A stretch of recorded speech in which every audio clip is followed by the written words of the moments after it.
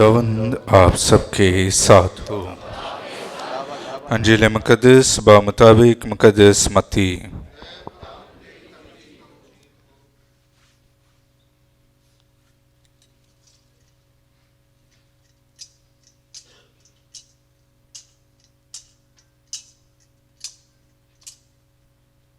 उसके 5वें बाप में से। उस वक्त यीशु हजूम को देखकर पहाड़ पर चढ़ गया, और जब बैठ गया तो उसके शागिर्द उसके पास आए और अपना मुंह खोल कर उन्हें सिखाने लगा। मुबारक हैं वो जो रूह के गरीब हैं, क्योंकि आसमान की बादशाही उन्हीं की है। मुबारक हैं वो जो हलीम हैं, क्योंकि वो ज़मीन के वारिस होंगे। मुबारक हो वो जो गमगीन हैं, क्योंकि वो तसल्ली पाएंगे। मुबारक हैं वो जो रास्ते के भूखे और प्यासे हैं, क्योंकि वो आसूदा होंगे। मुबारक हैं वो जो रहम दिल हैं, क्योंकि उन पर रहम किया जाएगा। मुबारक हैं वो जो पाक दिल हैं, क्योंकि वो खुदा को देखेंगे। मुबारक हैं वो जो सुलह कराते हैं, वो खुदा के फरजंद कहलाएंगे। और मुबारक हैं रास्ते के सौब से सताए गए, क्योंकि आसमान की बादशाही इन्हों की है। मुबारक हैं तुम जब मेरे सौब से लोग तुम्हें लान तान करें, सताएं, हर तरह की बुरी बातें कहें, तो तुम्हारी निस्बत नाहक कहें। खुश हो, खुशी करो, क्योंकि आसमान पर तुम्हारा अजर बड़ा है। पाक अंजील के वसीला से हम सबके गुनाह माफ किए जाएं।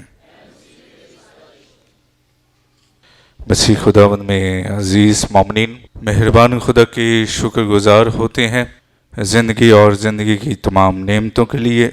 महीने का पहला इतवार है, साल के दौरान आम लतूरिया का चौथा इतवार है। पाक माँ कैथोलिक कलीसिया इस महीने को पाक ख़ानदान के महीने से मखसूस करती है। आप सबको खुदा की सैकल में मैं खुश आमदीद कहता हूँ। आज का कलाम अक़दस मुबारकबादियों के मतलब है। किसके मतलब है? किस किस को मुबारकबादियाँ आती हैं? चर्च की एक बड़ी तादाद है जिसको मुबारकबादियाँ याद हैं। कितनी मुबारकबादियाँ हैं? 8। इस मुबारकबादियों को जब बड़े सगीर पाको हिंद के एक अजीम लीडर ने पढ़ा, जिसका नाम महात्मा गांधी है, उसने कहा मसीहों से सब कुछ ले लो, लेकिन उनके मज़हब के पास ये मुबारकबादियाँ रह जाएं तो उनका मज़हब जो है मुकम्मल हो जाता है। इतनी बड़ी बात एक गैर मसीही शख्स ने कह दी। तो ये हमारे ईमान की बका है और हमारे ईमान की सरमाया है, और इसलिए खुदा इन मुबारकबादियों में सताए हुए गरीबों, यतीमों और लाचारों का जिक्र करता है। आज की पहली तिलावत इस मुबारकबादियों के वाज़िया तौर पर बयान करती है। पहली तिलावत कहाँ से थी? ज़करिया नबी की किताब से। जब बाबुल की असीरी में लोग जाते हैं, पढ़े लिखे चले जाते हैं, हुनरमंद चले जाते हैं, तो एक ऐसे लोगों को रह जाते हैं जिनको हम कहते हैं बकिया। पंजाबी तो कहते हैं छानपुरा रह जाता। बड़े बड़े लोग चले जाते हैं, और ये लोग जो हैं बड़ी ही कम तादाद में हैं, गरीब हैं, लाचारे हैं। इनके पास ना कोई जायदाद है, ना कोई रुपया पैसा है, ना कोई माल है, ना कोई मवेशी है। और वहाँ खुदा का कलाम आता है, बड़ी खूबसूरती से आता है। ऐ हलीमो, ऐ कमज़ोरो, ऐ नदानो, ऐ गरीबो, मैं तुम्हें क्या बनाऊंगा? क्या बनाऊंगा? एक उम्मत बनाऊंगा। मैं तुम्हारे दरमियान फ़क्त गरीब और हलीम उम्मत बाकी रहने दूंगा, और इसराइल का बकिया खुदा के नाम पर तवक्कुल करेगा। ना बदी होगी, ना झूठ बोला जाएगा, और ना मुंह से कुछ दगाबाजी होगी। खुदा कहता है कि जो रह गया है उसमें ना झूठ बोला जाएगा, ना चोरी होगी, ना ज़ुबान दराजी होगी, ना कुछ लफ्ज़ कहे जाएंगे। और मैं एक ऐसी उम्मत बनाऊंगा, और वो उम्मत आज पूरी दुनिया पर हुकूमत कर रही है। छोटी सी उम्मत है, छोटी सी कौम है, लेकिन पूरी दुनिया को उन्होंने वक्त पा के रखा। तो खुदा इनकी बात करता है, खुदा इससे ईमान की बात करता है। जो रह गए थे बस ठीक है, लेकिन मेरे नाम पर बड़े वफादार थे, मेरे नाम पर ये बड़े तवक्कुल थे, सताए गए थे। मैं एक अजीम इनको उम्मत बनाऊंगा, और ये उम्मत जो है आने वाली दुनिया में राज करेगी। तो आज भी खुदा का नाम इस उम्मत से जलाल पाता है। दूसरी तिलावत में बयान किया गया है, भाइयों अपने बुलावे जाने पर نگاہ کرو جسم کے لحاظ سے بہت سے ہم شرمندہ ہیں، لیکن پھر بھی خدا کا روح ہم میں قائم ہے، اور قائم ہوتے ہوئے خدا کا روح جو دنیا کی نزدیک، جو دنیا کی نظر میں یا دنیا جسے حقیر جانتی ہے، بڑے خطرناک لفظ ہوئے ہیں. کسی کو برا بھلا کہنا ہو یہ لفظ بول دیں. آج کی دوسری تلاوت میں حقیر، ہیج، اور ایک بڑا خاص لفظ ہے میں نہیں ذکر کروں گا، خدا کے کلام میں لکھا ہے کہ 3 لفظوں کا بیان کیا گیا. خدا کہتا ہے کہ میں ان کو چن لوں گا، اور چن کر وہ بشر جو ہیں میرے لیے فخر ہوں گے. اور اس لیے خدا ان کا چناؤ کرتا ہے جو دنیا کی نظر میں چھوٹے ہیں، حقیر ہیں، چاہے موسیٰ ہو، چاہے الیاس نبی ہو، چاہے اشعیا نبی ہو، چاہے عموس نبی ہو. خدا ان کا چناؤ کرتا ہے جو دنیا میں سب سے حقیر جانے جاتے تھے، سب سے چھوٹے جانے جاتے. تو اس لیے بنی اسرائیل کی زندگی میں 2 شخص بڑے اہم تھے. ایک باپ کی گدیوں کو ڈھونڈ رہا تھا، دوسرا باپ کی بیڑوں کو چڑھا رہا تھا. خدا نے دونوں کو چن کر بنی اسرائیل کا بادشاہ بنا دیا. یہ خدا کا کلام ہے، اور اسی لیے خدا ہمیشہ ان کی طرفداری کرتا ہے جو دنیا کی نگاہ میں جو ہے چھوٹے ہیں، جو دنیا کی نگاہ میں جو ہے کمزور ہیں. خدا ان کو طاقتور بنا دیتا ہے جو دنیا کی نگاہ میں کمزور جانے جاتے ہیں. اور اس لیے داؤد نبی کا مقابلہ کس کے سامنے ہوتا ہے؟ جاتی جولیس کے سامنے. دیدار قد کا آدمی ہے، بڑا سٹرونگ ہے، بڑا زوراور ہے، اور ایک بچہ ہے جو اسے خدا کے نام سے مار دیتا ہے، اور خدا کا جھنڈا جو ہے لہراتا ہے، اور خدا کے نام سے فتح یابی ملتی ہے. تو پنجابی تو کہتے ہیں رب چڑیاں کو بھی باز مروا دینا. تو خدا قابو جیسا زور دیتا ہے، خدا طاقت دیتا ہے، اور طاقت دینے کے ساتھ خدا ہمیشہ برکت دیتا ہے. اس لیے خدا کے حضور مقدسہ مریم کا قبیلہ بھی گمنامی میں زندگی گزار رہا تھا، والدین گمنامی میں زندگی گزار رہے تھے، لیکن جب خدا اسے چنتا ہے تو پھر امتوں کی ماں بن جاتی ہے. خدا سرفرازی عنایت کرتا ہے، ہر ایک شخص کو خدا سرفرازی عنایت کرتا ہے. آپ کوئی بزنس کر رہے ہیں، آپ ایمانداری سے چل رہے ہیں، لوگ آپ کو نیچے گرانے کی کوشش کرتے ہیں، یسوع آپ کو اٹھا کھڑا کرتا ہے، یسوع آپ کو برکت دیتا ہے، یسوع آپ کے ساتھ ہوتا ہے. لوگ گراتے جاتے ہیں، منصوبے بناتے جاتے ہیں، یسوع آپ کو اٹھاتا رہتا ہے. اور اس لیے مسیح خداوند میں عزیز مومنین، آپ جہاں بھی کام کریں، جہاں بھی آپ خدا کے حضور ایمان کی گواہی دیں، آپ کو کوئی رزق نہیں چھین سکتا، آپ کی کوئی ترقی نہیں چھین سکتا، کیونکہ آپ پر یسوع سوار ہے، آپ کا توکل یسوع پر ہے. اور اس لیے یسوع جو ہے آپ کو غیر قوموں میں سرفرازی عنایت کرے گا. اور اسی لیے آج مبارک بادیوں میں نے یہ کہہ دیا کہ دنیا کے بڑے لیڈروں میں سے بڑے صغیر پاک و ہند کا ایک بڑا لیڈر ہے، سیاسی طور پر، سماجی طور پر. اور اس نے جب مبارک بادیاں پڑھی اور اس نے کہا کہ مسیحوں کا یہ کلام مکمل ہوتا ہے، کیونکہ اس نے بھی خدا یسوع مسیح سے علم اور حکمت پائی تھی. اور اس لیے مسیح خداوند میں عزیز مومنین، آج یہ بیان کیا گیا ہے. ایک ایک مبارک بادی کو غور سے دیکھیں. یسوع کہاں جاتا ہے؟ کہاں جاتا ہے اور کیا کرتا ہے؟ پہاڑ پر بیٹھ جاتا ہے. موسیٰ کہاں گیا اور پہاڑ سے کیا لے کر آیا؟ 10 احکامات لے کر آیا. اور پھر یسوع بھی پہاڑ پر جاتا ہے اور پہاڑ پر جا کر بیٹھ جاتا ہے.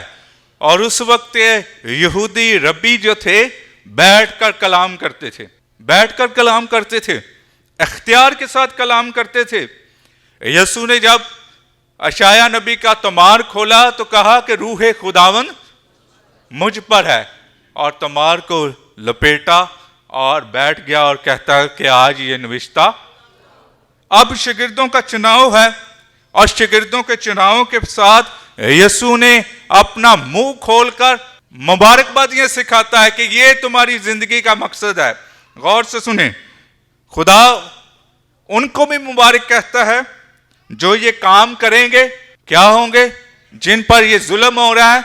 और खुदा के नजदीक खुदा ने बाइबल मुकद्दस में चंद शख्सियात को मुबारक कहा, उनमें से अयूब साबर भी था। खुदा ये भी कहता है कि मुबारक है वो जान जो मेरे घर में पनाह लेती है।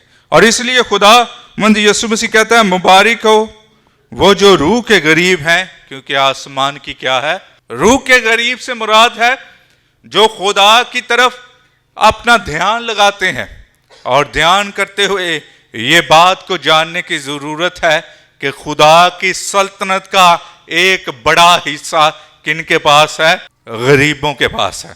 दो शख्स मर जाते हैं, एक लाजर मर जाता है और एक अमीर।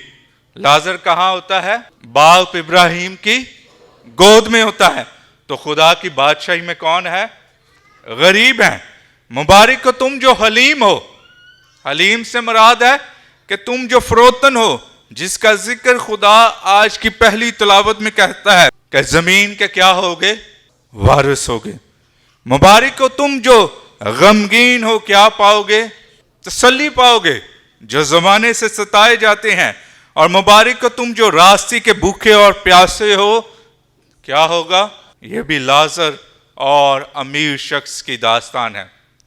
एक भूख से तड़प रहा है और एक अच्छी खुराक से। अब भूख क्या है? आप कोई भी खाना खाएंगे, कोई भी इस बात को समझने के लिए, इस मुबारकबादी को समझने के लिए जरा ध्यान कर लें। आप कोई भी चीज खाएंगे उसका सैड इफेक्ट होता रहेगा। शायद फास्ट फूड खा लें या देसी फूड खा लें, लेकिन यूक्रिस्ट खाएंगे, यीशु का पाक बदन खाएंगे, तमाम बीमारियों से शिफा पाएंगे। तो यहां खुदावंद यीशु मसीह इसकी बात करता है। और मुबारक हो तुम जो रहम दिल हो, क्योंकि तुम पर क्या किया जाएगा? मुबारक हो तुम जो पाक दिल हो। तुम किसको देखोगे? खुदा को देखोगे। और कितने शागिर्द खुदा को देखते हैं? यीशु के साथ कितने लोग पहाड़ पर हैं? 3 शागिर्द हैं। और कितने लोगों का दीदार कर रहे हैं? मूसा और एलियास का। और फिर आसमान पर खुदा है।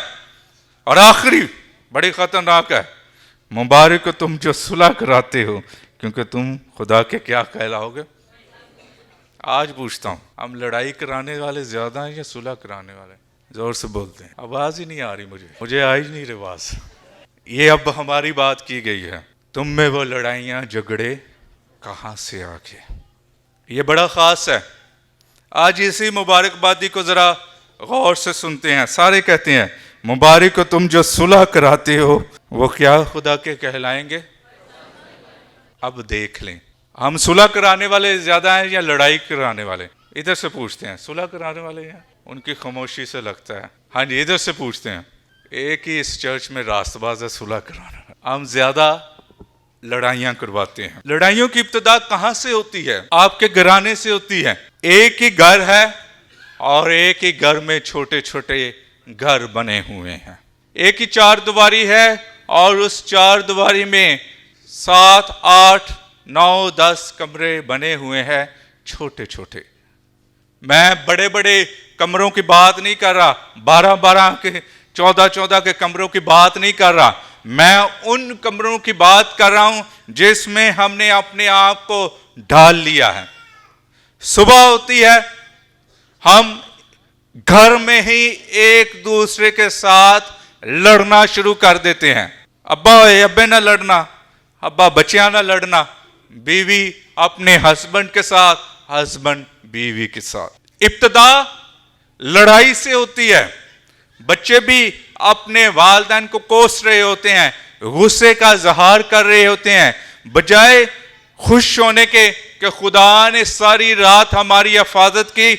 हम सुबह ही उठते, फड़ लो भाई अपनी अपनी बंदूकां तो मार लो। इसकी इब्तिदा घर से शुरू हो जाती है। और जिस घर में उठते सारी लड़ाई हो जाए, वहां आई हुई बरकत भी चली जाती। वहां आए हुए खुदा के फजाइल और बरकत भी खत्म हो जाते हैं। ابتدائی کہاں سے کر دی؟ لڑائی سے. ایک دوسرے کو کوسنا شروع کر دیا, ایک دوسرے کو برے برے الفاظ کہنا شروع کر دیے, غرور اور تکبر کے اور تینوں ایسے الفاظ جو آج کی دوسری تلاوت میں مرقوم ہیں وہ بیان کر دیے. حقیر جاننا شروع کر دیا, نیچ کہنا شروع کر دیا, اور پھر بہتا غصہ آئے تو اسی ایک ہی لفظ کہہ دینے ہاں برے منہ والا پیڑے منہ. یہ ہیں. اور پھر اس کے بعد جہاں بھی ملتے ہیں کسی نہ کسی کو ناراض کر دیتے ہیں, کسی نہ کسی کو خفا کر دیتے ہیں, کسی نہ کسی سے لڑائی ہو جاتی ہے. یہ گھر کا ماحول ہے. اور جب آتے ہیں بجائے کام سے تھک کر آنے کے کوئی اپنی گاڑی کو کھڑے کرتے ہوئے سارے دن کا غصہ جو ہے وہ گھر والوں پر نکال دیتا ہے, وہ بھی بجائے خدا کا شکر ہونے کے ہم ایک دوسرے کو کوستے رہتے ہیں. اب جہاں جہاں ملیں گے وہاں وہاں لڑائیاں ہی کرواتے جائیں گے. صبح کی ابتدا ہی لڑائی سے ہو گئی, پھر سارا دن ہی جھوٹ اور لڑائی, دغا بازی اور نفرت میں گزر گیا. اور اسی لیے خدا کہتا ہے کہ بجائے آپ ادھر ادھر صلح کرانے کے, آپ سب سے پہلے صلح کے سفیر اپنے گھر سے نکلیں, تبھی خدا آپ کو برکت دے گا. صلح سے مراد یہ کہ آپ اپنے کام کرنے والوں کے ساتھ, اپنے عزیز و اقارب کے ساتھ, رشتہ داروں کے ساتھ, اور آج کے دور میں سب سے زیادہ جو نفرتیں ہیں, لڑائیاں ہیں, حسدیں ہیں, اور جہاں جنگ شروع ہو جاتی ہے, ایک ہی ماں کے پیٹ سے پلے ہوئے بچے, پیدا ہوئے بچے ایک دوسرے کے جانی دشمن بن جاتے ہیں. یہ ہمارے گھروں کا ماحول ہے. اور اگر گھروں میں صلح سلامتی نہیں ہوگی تو پھر خدا کے فرزندی نہیں کہلائیں گے, خدا کے بیٹے اور بیٹیاں بھی نہیں کہلائیں گے. اور اس لیے جب آپ خدا کے بیٹے اور بیٹیاں نہیں کہلائیں گے تو پھر آپ معاشی طور پر, سماجی طور پر آپ آگے بڑھیں گے نہیں, بلکہ اسی غریبی لاچاری میں رہیں گے. ابتدا گھر سے ہوگی, ابتدا گھر میں ہوگی. صلح سلامتی پیار محبت ابتدا خدا فرماتا ہے کہ آپ کے گھر سے ہوگی. تو اس لیے خدا یہ کہتا ہے کہ سب سے پہلے صلح جو ہے وہ گھر سے ہونی چاہیے. کئی دفعہ سال گزر جاتے ہیں, 3 4 ماہ, 2 سال گزر جاتے ہیں, 17 سال گزر جاتے ہیں. ایک دفعہ کا ذکر ہے, ایک لڑکا اپنے والد سے کوئی 20 سال بولا ہی نہیں ہے. اسی گھر میں رہتے ہوئے, اسی دہلیز میں رہتے ہوئے والد کو بھی دیکھ رہا تھا, اپنے آپ کو بھی دیکھ رہا تھا. اس کا شکوہ یہی تھا کہ باپ نے سب کچھ ادھر ادھر بانٹ دیا, بولا ہی نہیں ہے 20 سال. اور جب باپ مر جاتا ہے تو پھر داڑیں مار کر قبر پر رونے کا کوئی فائدہ نہیں. ہماری بھی زندگی اسی طرح ہی ہے. ہماری بھی زندگی میں کچھ اسی طرح کے واقعات ہوتے ہیں. ہمیشہ صلح سلامتی سے ہم جانے کی بجائے نفرت میں جاتے ہیں. اور اسی لیے خدا کے حضور سب سے پہلے اپنے رشتوں کو سنواریں. خدا کے حضور اپنے رشتوں کو سنواریں, ان کی قدر کریں, گھریلو زندگی کی قدر کریں, خاندانی زندگی کی قدر کریں, تاکہ صلح سلامتی ہمارے درمیان رہے. مبارک ہو تم جو راستے کے سبب سے ستائے گئے ہو, کیونکہ آسمان کی بادشاہی انہیں کی ہے. تو خدا کے حضور جو کلام پر عمل کرے گا, یسوع کے کلام پر عمل کرے گا, اسے راستی مل جائے گی. تو کلام بھی بیان کرتا ہے کہ ہمیں کبھی بھی خدا کا نام لینے سے گھبرانا نہیں چاہیے, ڈرنا نہیں چاہیے, خوف نہیں کھانا چاہیے, دہشت میں نہیں آنا چاہیے. خدا ہی ہمیں فراہم کرتا ہے, خدا ہی ہمارے ساتھ ہے. جہاں دنیا گرانے کی کوشش کرے گی, خدا آپ کو سرفرازی عنایت کرے گا. جہاں دنیا پھندے لگانے کی کوشش کرے گی, خدا آپ کو آزاد کر دے گا. ایوب صابر کی زندگی ہمارے درمیان ہے کہ کس طرح خدا پر ایمان رکھتے ہوئے خدا نے دگنا چگنا بلکہ اس سے بھی زیادہ دیا. آج خدا ہمیں ان مبارک بادیوں سے سکھانا چاہتا ہے کہ ہم اپنے دل کو جانیں, اور خدا کو اپنی زندگی کا بادشاہ بنا سکیں۔ مانگتے ہیں مسیح خداوند کے وسیلہ سے۔